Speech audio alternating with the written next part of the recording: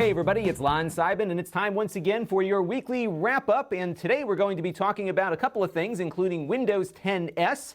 We're also going to be talking about dressing up the burgers. This will make sense in a few minutes. Dyson vacuums are appearing on all of your favorite tech channels. I'll tell you why. And I will tell you about a new Facebook group that I put together to try to get more of us in a place where we can congregate and communicate. So be on the lookout for that a little later here in the wrap-up. But I do want to start with our usual thank you of people who have supported the channel this week. Mark Dell, Jerry Horton, Kirk Batzer, Denver, Daniel V, and Jay McGill, who gave via the tip jar. Oh, and Sean Zoltek. And if you're a fan of Classic Game Room, you're going to get what that reference was just about. Sean is a fan of both of us, which is great. So thank you, Sean, for your support and everyone else this week. Now, we don't have a sponsor this week, so we have a non-ad for Freedom Pop, which I've been using a little bit here on the channel for some of the smartphones that I get in to test, because my main smartphone is on Verizon, and many of the smartphones we look at, some of those cheap phones from Blue, for example, don't work with Verizon, so I can't just put my SIM card in there to do a test of the phone's data capabilities. So I signed up for Freedom Pop, and I've been using their completely free plan just to have enough bandwidth to do some speed tests and whatnot of their LTE radios on some of these phones. I picked up their SIM kit here for $10, which I paid for with my own funds, and Freedom Pop runs over the AT&T network, at least in my area, so I'm able to test out some of those phones without having to get a second monthly plan into the budget here, which has been really useful. When you do sign up for Freedom Pop, you do have to go through and take off some of the things that they try to get you to pay for initially, but once you downgrade the entire plan and click around a little bit, you will have a completely free data plan that's available to you when you need it. Only about 250 megabytes a month of data that you can use on it before you start incurring charges, but for me that's been just fine. And I think if you're looking for something just to have a second carrier available to you in case you have a storm or something that knocks out your main carrier, you can switch over to Freedom Pop for that. The only weird thing is how phone calls are made. You can't just use your phone's internal phone thing to make a call. You do have to use their app to make calls. Everything they do is over data, but generally I found it to be working pretty nicely for something that I don't have to pay for. And you can find out more information at Lon.TV/FreedomPop, and we'll get an affiliate commission if you'd make a purchase there. So let's move on now to the week in review. I didn't post anything on the extras channel, but on the main channel, I had a couple of things you all were looking forward to seeing. The GPD XD Plus review is up, along with a review of a mini PC, the Minix Neo N42C4. We also did my first episode of my long-form podcast, which we did on the whole Newegg controversy that I covered last week.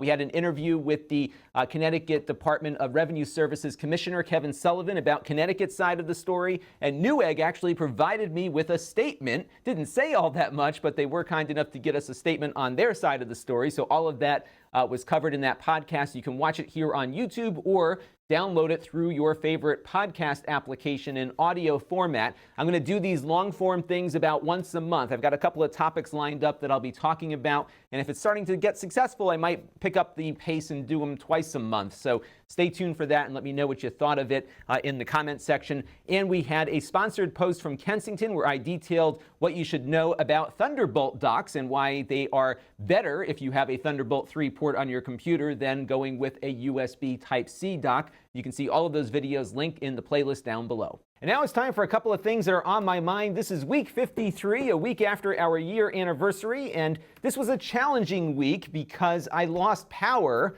beginning Wednesday night through Thursday and into Friday. So I really lost a lot of steam on some production because we had this crazy snowstorm that dropped this really big, heavy snow, and it was bringing down tree limbs all over the place, and we had a pretty massive array of power outages here in Connecticut. I'm going to get into a whole host of reasons why this makes me angry, because we have a power monopoly here, just like we have an internet monopoly, and the company over the years has been scaling back all of their tree trimming and maintenance and linesmen to the point where there's nobody left here to actually maintain the infrastructure. So every time the wind blows or we have some kind of snowstorm rolling through, we lose power for longer than we should. In fact, there was only one crew out in my town for a long period of time restoring power. So this should have been back up quicker, but this is what you deal with when you have monopolies that are allowed to just keep profiting without actually delivering services. But we're back up now, hopefully, although I got more snow coming tomorrow. So I'll let you know how we end up in that storm. I also set up a Facebook group at Lon.TV/Facebook group. I've noticed that these Facebook groups do push things out to people more than a Facebook page does. So I still have my Facebook page. I'll still be posting there, but I do want to, I've always been looking for a way to just get more of us together to communicate with each other. And that's been an area where I've not had a lot of success. I tried my own forums on my website, which I'm going to be taking down shortly because those never really took off. We tried the Reddit thing. Not a lot of people went in there, but I'm seeing a lot of other podcasts and YouTube channels having success with Facebook groups. So I'm going to give that a shot now. So if you head over to Lon.TV/Facebook group and sign up, I will allow you in and we can start chatting about all the stuff that we believe is cool to chat about. So check out the Facebook group. And now it's time for some things in the news that caught my eye this week. And I saw this story on Paul Thurrott's website earlier in the week about Windows 10s. So Windows 10s came out with the Microsoft Surface laptop. In fact, that was the only version of Windows you could get with it. And Windows 10s was being billed as its own edition. So you have Home and Professional, and then you have Windows 10s. And 10s would only allow you to install software that came from the Microsoft App Store, which I think might be helpful for some consumers who have a habit of installing things they shouldn't by accident, you know, viruses and malware and that kind of thing. And I think there's a really good place for it in that sense. But more technically oriented users or other people that just want to install some software that's not in the Microsoft Store may want some more flexibility. So what they offered with the Surface laptop until the end of 2017 was the ability to convert it over to the regular Windows 10 Home Edition, I believe. That was a free transition initially, but then they required a license up purchase to get it out of S mode. And now it looks like they're not going to charge for that anymore. And Windows 10s is going to be moving from an edition to a mode that can be activated on either one of the Windows 10 versions that are out there. So soon you'll be able to get your computer with Windows 10 Home or 10 Pro, according to Microsoft here, and then you can decide whether or not to enable the S mode, which will lock it down. And I think this is probably a better way to approach Windows 10s, which is not having it as a distinct edition, but having it as a feature that can be enabled or disabled. And to some degree, this is very similar to how the Mac operates now, that you can force the Mac only to install software from the Mac App Store or have some more flexibility in how it works. And I think this is a better way to go about it. Love to know what you think down below in the comment section. And now it's time for a Q&A from you, the viewers. And I got this comment in on one of my tablet reviews from Zachary, who is noting at 5:28 in that video that I said this is about what you should expect out of a $200 tablet, yet its performance was significantly less than the Nvidia Shield K1, which we've often talked about here on the channel, which at one point in time did cost $200, but unfortunately it is now defunct, which Zachary was not aware of in the course of this, and he mentions he hopes a new model will come out soon. And I am not optimistic about a new tablet coming out, just from the standpoint of what Nvidia really did with the sequel to that tablet, which is the Nintendo Switch here, because this has Nvidia hardware. It's running with essentially the same processor as the Shield TV.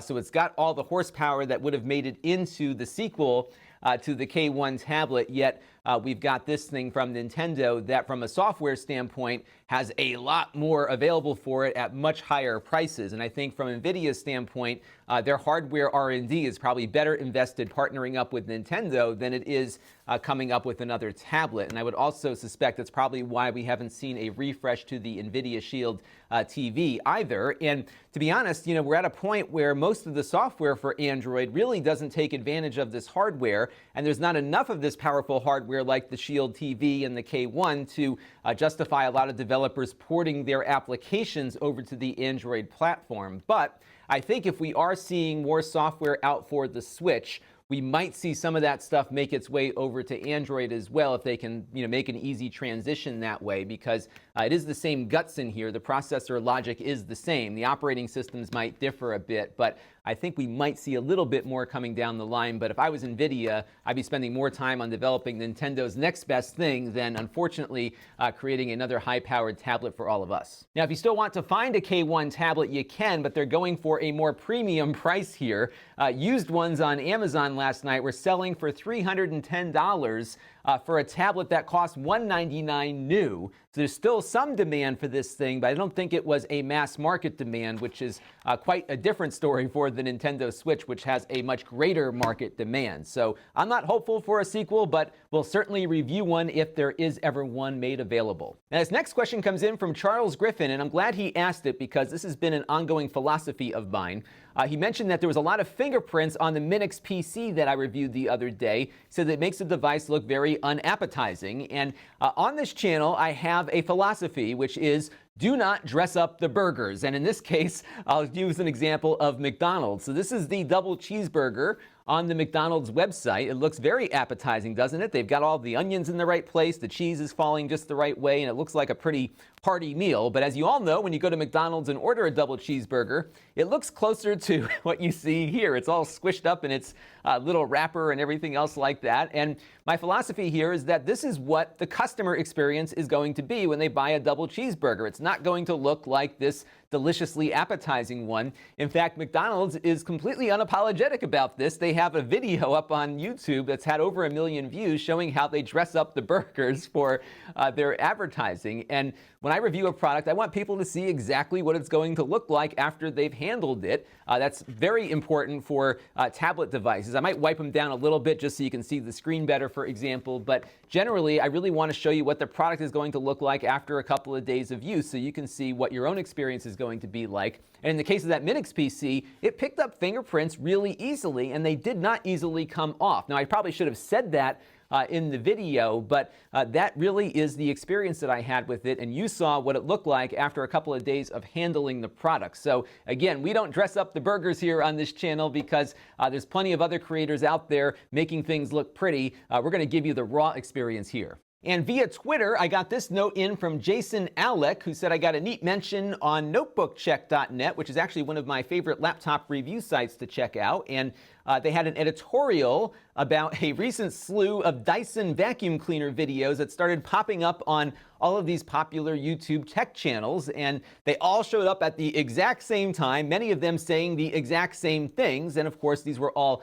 sponsored posts. And I'll get into some of the disclaimers and how they were done here in a minute, but this kind of does kind of focus on an issue here that there is a growing problem, as they say, in the review community, and that I think, and I think they would probably agree with me, that viewers are not getting the whole story from tech creators about these relationships and how these sponsorships work out. And I am not opposed to sponsored content because I do sponsored content. It's a necessary part of my business. But what I decided to do, because I don't have the luxury of a separate sales department, I need to be very transparent with everyone about relationships that I have with companies. So that's why you'll hear me talk about past sponsors, for example. That's part of the law that I have to disclose that I had a prior sponsorship relationship with a company, for example. I talk about how the product got here. I talk about whether or not anyone watched the video or gave me feedback on the video before it was uploaded.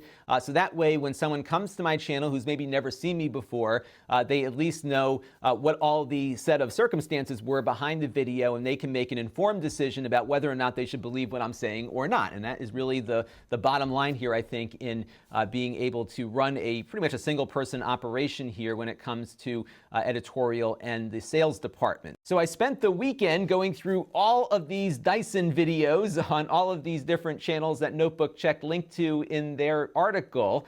And I wanted to see a couple of things. One, what the coordination of messaging was between Dyson and the creators. And if you go through all of these, you'll see that they all pretty much say the exact same things. And in some cases, they all vacuum up the same exact stuff to demonstrate certain parts of the product. So it was clear that this was a very directed marketing campaign. I'm not being critical of this. This is what some brands want. But I think this approach is not compatible with the kind of content that influencers on social media platforms create. And I'll talk a little bit more about that a little later. But most importantly, I wanted to see what the viewer was getting from the creator. Were they properly disclosing things to them and being clear that this was a paid sponsorship, and what they're hearing may not be the entire opinion of the creator, because there obviously was a coordination with the brand. Again, nothing wrong with this, but you need to disclose things properly and make sure the viewer is aware of all the nuances that went into that production. So I want to step through now a few of these videos and talk about some things that I felt were good and some things that I thought could be done better. And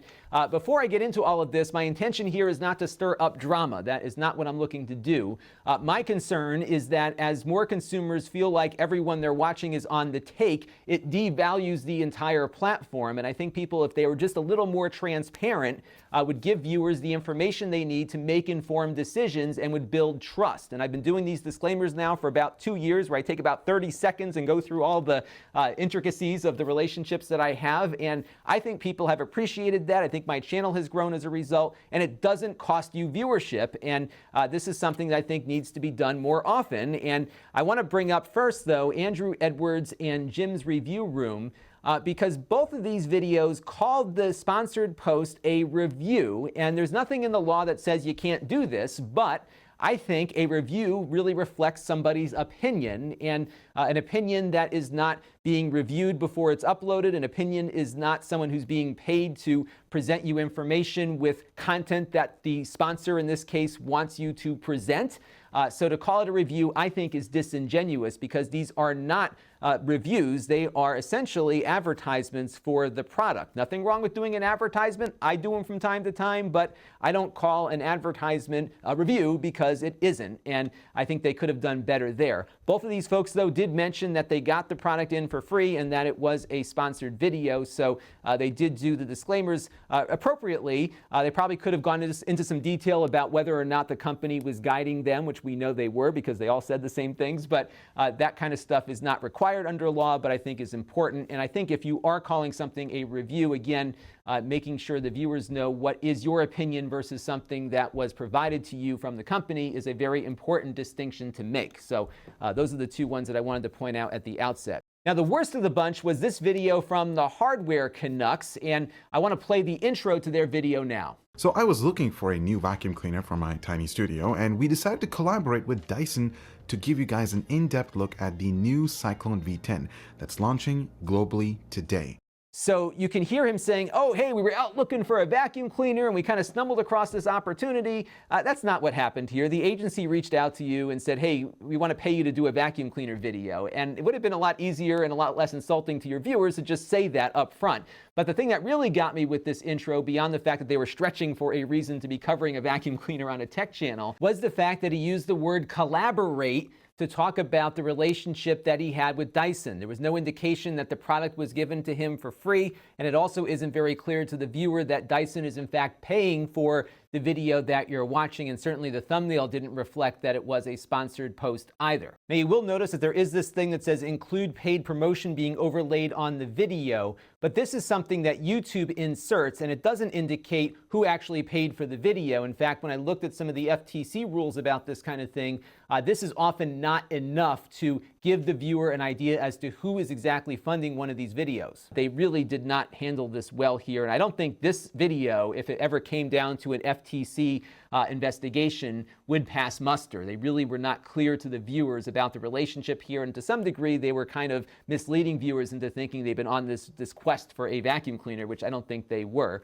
And you can see here the thumbs down to thumbs up ratio here is certainly indicative of the viewer response to this. And look, viewers are not dumb. They are savvy consumers, and you should treat them as such, and it doesn't hurt to just go out and tell everybody exactly what the relationship is. You don't have to say how much you're getting paid, but tell them the whole deal, and I think people will appreciate that a lot more. Now, two creators I thought did a nice job with this insofar as not just presenting an advertisement, but integrating it into their normal product workflow. iJustine, who's a really savvy creator on this platform, I think did a very entertaining video that flowed with her usual workflow. She integrated some of her tech into how she covered the vacuum cleaner. She put a GoPro on the end of it, for example, and talked about how she did that. So I've always liked what she does. I think she's a very savvy business person and a savvy creator. And if you are looking to get into this space, she's someone really to watch and learn from, because she is one of the originals on YouTube and just on the internet in general. Really well done video. I really liked what Linus did, because what he did, rather than just doing a vacuum cleaner commercial is he integrated it into a tour of his new studio. So the viewers got something out of it beyond just having to hear a pitch for a vacuum cleaner the whole time. And I thought they did an exceptional job on this one. You can see they have close to 1 million views. This one probably did better than all the other videos did. And you can see here there's a much greater like to dislike ratio because, hey, we are doing the sponsorship, but we're integrating this into some other piece of content. And I thought he did a great job with that. But his disclaimer verbally was non-existent. They did have a thing up at the beginning saying it was sponsored by Dyson. But again, I think it probably would have been a better thing to have him say it up front. But nonetheless, he was really just integrating this into another piece of content. And I thought that was really well done. And it showed respect for the audience because he knows his audience isn't going to want to sit through an advertisement for a vacuum cleaner. So let's do a studio tour, which we know we want to see, and have the sponsorship as part of that. And he did a much better job with that than some of the other creators did. So why did Dyson do this? Well, they did this to dominate search for the launch of their product. And if you went on YouTube on day one, that is what you're going to see. A lot of times companies embargo editorial reviews to a certain day so that they have some degree of control as to when all these things get up. So there's a lot of content available to people to consume. And in this case, they were able to buy up a lot of that real estate in the sense that they've got all these top tech creators doing a video about the exact same thing. It goes up at the exact same time. And that is a strategy just to try to dominate the platform. And then if you were on, for example, the iJustine video, maybe you'll see Linus's video next in your Play Next feature there. And that's really, I think, what led to this uproar from Notebook Check, is that their entire feed got filled up with these vacuum cleaner videos all happening at the same time. And this really does speak to the fact that a lot of these marketers don't get this platform, that viewers don't want me to be giving you an ad pitch. You want some value in exchange for your time. And unlike television, which is where a lot of these agencies come from, where you have no choice but to watch the commercial, here you do. Who's going to click on a thing that is just an advertisement for a vacuum cleaner and give up some of your time for that? I don't think that works very well. So what I have done on this channel when I do take sponsorships is that I try to add value, make it interesting, give you something new to learn about. We've been, I think, very successful with some of the sponsored videos I did last year for Synology, where we covered a feature in depth that help people who own the product learn more about it, and maybe give people researching the product more in-depth information about how a particular feature works. Those have done very well. I know the viewers have appreciated those. I do need to get a few more done in the near future, perhaps. And I think that is a good example of the kind of sponsorship I am comfortable with doing on this channel.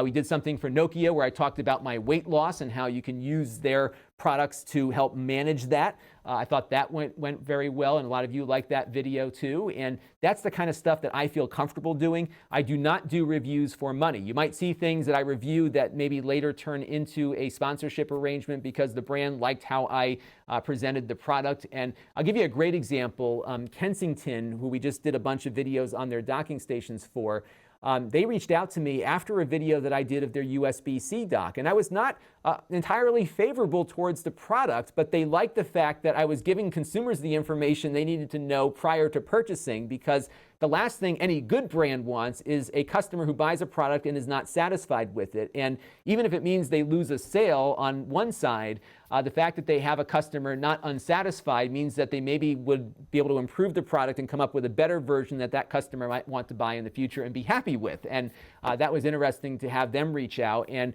for those things, again, we didn't do a product pitch. We went through how the technology works, and what you learned from that video on a Kensington dock would apply to one of their competitors' docks as well. And that's kind of the thing that I'm looking for here. I do not do paid reviews, period. End of story. And I want you all to know that moving forward here. So I want to propose something here to my fellow tech creators out there called the Disclosure Challenge. And I've been seeing this improve now for some creators that I am friendly with interpersonally, but I think I want to extend this out a little bit so that we can keep this platform moving and growing and becoming a place where more people can earn a living doing YouTube videos. And the Disclosure Challenge has the following bullet points to it. I want everyone, when they do a video, to say how the product was acquired, is anyone paying for the video, What's your relationship to the company, past, present, or perhaps maybe in the future? Is the viewer hearing your true opinion or a sales pitch? And has anyone reviewed the content before it was uploaded? This doesn't take any more than 20 or 30 seconds to do. People can skip over it if they want. It's become integrated into what I've been doing here. It's been working out fine. In fact, I think it's helped my viewers get more information about where I'm coming from. And I don't think it's all that hard to do. So I think what we should do here is that if you see your favorite creator doing a sponsored video, maybe point them at this. I'm going to put this up on the Snippets channel also, and I'll put a link to this down below in the video description. And let's see if we can get more creators doing this, because I think ultimately it will improve the platform as a whole and make it a better place not only for creators, but for sponsors too, because everyone needs to be growing here for this platform to continue to succeed. And if this is just a bunch of paid advertorials that are not properly disclosed, I think this platform could be in trouble. And my Q&A for you this week is, what do you think about sponsored content on this channel? And what are some things that you would like to see more of or less of? Or what kinds of sponsored content do you think would be best suited for what I do here? Let me know down in the comments below. Unfortunately, it's just not economically viable not to have sponsored content on the channel to some degree. So it's just a fact of life at the moment. But if we ever get to a point where I'm satisfied with the income coming in that I can continue to eat and feed the family without having to take as many sponsorships, I am certainly up for that. But for right now, and I think this is the case for many other operations out there, sponsored content is just part of the mix. It's been part of free media since its inception, and I don't think it's going away anytime soon, but how we do it is really important. So again, let me know what your thoughts are down below in the comments section.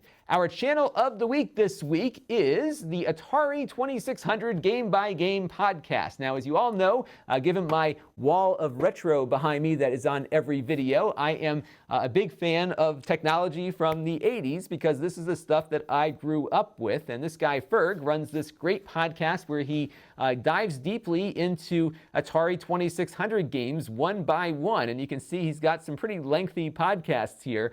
He does a cool Christmas special where he has people call in with their holiday memories of their Atari games. And if you were a fan of the Atari 2600 like I was, and I suspect Sean Zoltek is too, definitely check out the Atari 2600 Game by Game podcast when you are out and about. So this week on the channel, I've got a couple of things I'm going to get to, and I may have some more things. I have to go to the mailbox and see what's waiting for me over there. I haven't been there in about a week due to all this crazy weather. I am hoping this is the week we finally get to this large format printer from Epson. I keep putting this up every week, and last week it was definitely the power outage that prevented this from getting reviewed. But it will be happening, and I've been using this printer, so you'll see how you can make use of a large format printer in your work environment. 8-Bit Doe, I think, is sending me this later in the week as well. This is a little wireless adapter that will let you use, for example, a PS4 controller on a Nintendo Switch, or you can take that PS4 controller and plug it into your PC or Mac without having to install any special drivers or software. It kind of acts as like a universal adapter for many different types of wireless controllers with many different types of platforms. So I need to do some more research on this to make sure I have a good mix of combinations I can present to you. But I like stuff that is like plug and play like this, so I'm eager to check it out. It costs about 20 bucks, so we'll be putting it through its paces hopefully a little later in the week. And there's probably some more stuff waiting for me in my mailbox when I get there. So if you want to see some other previews of what's coming up, I'll probably be unboxing it on the Extras channel this week. Now, if you want to help the channel, you can. You can go to Lon.TV/support and make a monthly or one-time contribution to the channel. Every dollar we get there is another dollar closer to not having to take sponsorships on the channel on a regular basis. So one day it'd be great to be fully viewer supported, but every little bit helps. And as you all know, the funds brought in through the support mechanism goes directly to our assistant producer, Corey, who some of you met on the build we did a week or two ago for his gaming PC. He's been big help here on the channel, and those funds are being put to good use and creating a job basically for somebody, which is awesome. We also have an ongoing relationship with Plex. So if you sign up for a free Plex account, no credit card required, we get a small commission. We'll get a larger commission if you sign up for a Plex Pass or gift it to somebody else, and you can follow those links there to do all of that. I've got some other channels that you might want to check out. The Extras channel, where I unbox stuff and do supplementary content. I didn't have anything up last week, but I do have some stuff I'm going to unbox this week on it, so be on the lookout for that. We have the podcast, which is now getting more interesting because for a long time it's just been the audio version of this. but I am now once a month doing some other longer form content, which will be here and there, and it's all suited for audio, so it's going to be a fun thing for me to be doing, so I'm looking forward to doing more podcasting. We have the Snippets channel at Lon.TV/snippets for chunks of what you see here in more digestible, search-friendly form. And we have our live stream link at Lon.TV/livestreams, which is the archive of all of my prior live streams. And I might, that's a big M here, might do one on Friday if I get caught up here in the studio, because that Minix PC might be a good candidate for our little GPU experiment I've been meaning to run for a while. I got in one of these external GPU kits from GearBest that allows you to get these low-end PCs paired up with a GPU. And that PC is very accessible from just the overall hardware perspective. I can just pop off the bottom here and run that cable into it. So I might do that on Friday. So what you might want to do is subscribe to my email list, which I'll get to in a second. Now, if you like what I'm doing, I do suggest you hit that notification bell so you get a notification every time I do go live or post something to the channel. And then, of course, we have some engagement options here. My email list is a great way, if I have something to announce on the channel, to get that out to all of you. I email very infrequently. I don't like to just send out email for the sake of it. So you can subscribe there and feel assured of not getting bombarded too much. We have the Facebook page at Lon.TV/Facebook, which is where I post things. And then we're trying out that new Facebook group at Lon.TV/Facebook group. And then we have the store at Lon.TV/store. And if you want an alert every time something gets posted to the store, you can subscribe for a special email there where I post things every time something new gets added there. I do have some things I need to get rid of, which will be going up on the store soon. Usually those are things that I reviewed here on the channel and I'm now selling because I bought them in the first place. So be on the lookout there. I'm also contemplating doing like a weekly automatic email that pushes out everything I posted in the prior week. And if that's something that appeals to you that you think might be interesting, let me know down in the comments below and I'll get that set up. But it'll be a separate email from the one that I send out manually. Because again, I don't want to assume that everybody wants to see that. So let me know what you think of that down below in the comment stream. And that is going to do it for this week's weekly wrap-up. Thank you all for bearing with me, and thank you all for helping continue the discussion about how to properly disclose our relationships on the platform, because I really believe that growing this platform requires everyone to be doing better, myself included. So that's going to do it. Once again, thank you all for your support, and I'll see you again very soon. This is Lon.TV. Thanks for watching. This channel is brought to you by the Lon.TV supporters, including gold level supporters of the Black Eyed and Blues Music Hour podcast, Chris Allegretta, and Kalyan Kumar. If you want to help the channel, you can by contributing as little as $1 a month.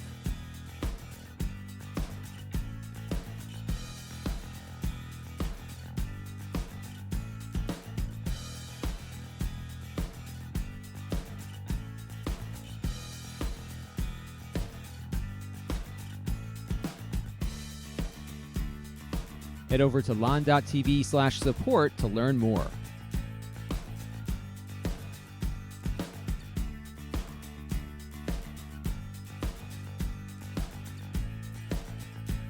And don't forget to subscribe. Visit Lon.TV/s.